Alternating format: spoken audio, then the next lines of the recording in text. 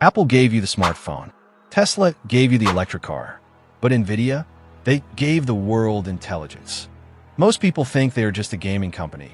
But while the world was distracted by apps and social media, NVIDIA was building the most powerful engine in human history. In just 24 months, they went from being a niche hardware maker to a $3.5 trillion empire, even surpassing Apple at its peak. How? By betting the entire company on a technology that everyone else thought was a joke. This isn't just a tech story. It's a masterclass in high-stakes gambling. Welcome back to Success Hub. Here, we decode the strategies of the world's most powerful empires and the minds behind them. If you want to understand the future of tech and wealth, you're in the right place. Let's dive into the NVIDIA dynasty. Every great empire has a humble beginning. For NVIDIA, it wasn't a garage. It was a booth at Denny's. In 1993, Jensen Huang and his co-founders met there because it was the only place with cheap coffee and a working table. At the time, the world was moving from 2D to 3D. They saw that video games were going to be the ultimate test for computers. But their first 3 years were a disaster. Their first chip, the NV1, was a commercial failure. By 1996, Jensen had to lay off 70% of his workers. He had enough cash left for only one more month of operation. He told his remaining team, "We are going to build the Riva 128. If it fails, we are done." It didn't fail. It sold 1 million units in 4 months. But this near-death experience changed Jensen forever. It created a culture of healthy paranoia. Even today, with trillions in the bank, NVIDIA operates like they are 30 days away from going bust. That is the first pillar of the Success Hub mindset. Never get comfortable. In 1999, NVIDIA released the GeForce 256. They called it the world's first GPU. But why does this matter? Think of a CPU, the brain of your laptop, as a PhD professor. He can solve any complex problem, but only one at a time. A GPU, however, is like 10,000 high school students. They aren't as smart as the professor, but they can all do simple math at the exact same time. For video games, this was perfect. It allowed computers to draw millions of pixels simultaneously. But Jensen Huang saw something else. He realized that the math used to draw a dragon in a video game is the exact same math needed for scientific simulations, weather forecasting, and, most importantly, neural networks.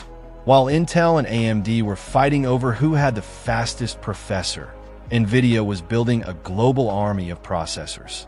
In 2006, NVIDIA made their most controversial move.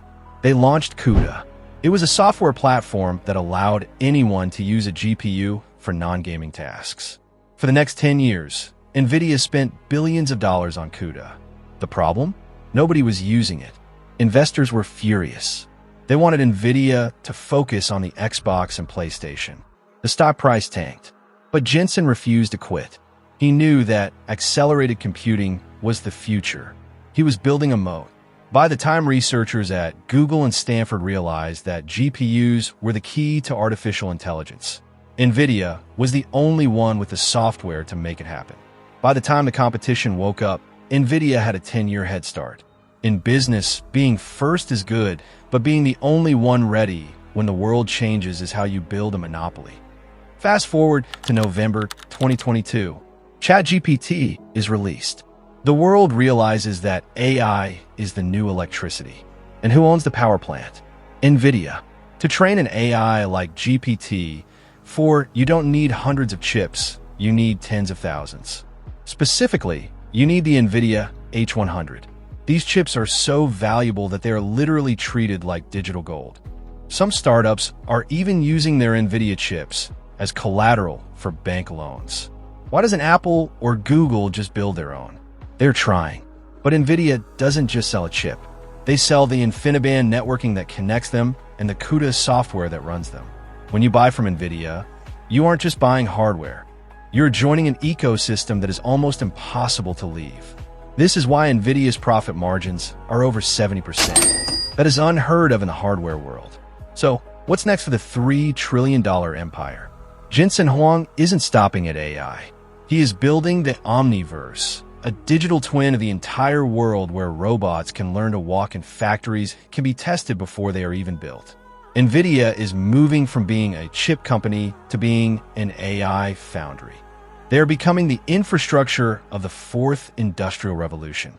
While Apple is busy perfecting the next iPhone screen, NVIDIA is perfecting the brains of the robots that will build that iPhone. They have positioned themselves at the very top of the food chain.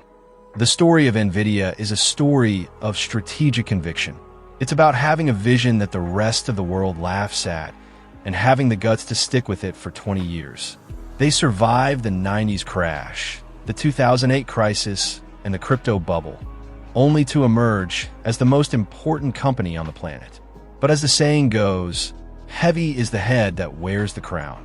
With the US-China trade war and rising competition from big tech, can NVIDIA maintain this $3 trillion throne? Or will they become a victim of their own success? Let us know your thoughts in the comments. NVIDIA, the greatest success story of our generation? If you want to stay ahead of the curve and master the strategies of the world's elite, you know what to do. Hit that subscribe button and join the Success Hub community. Thanks for watching, and we'll see you in the next deep dive.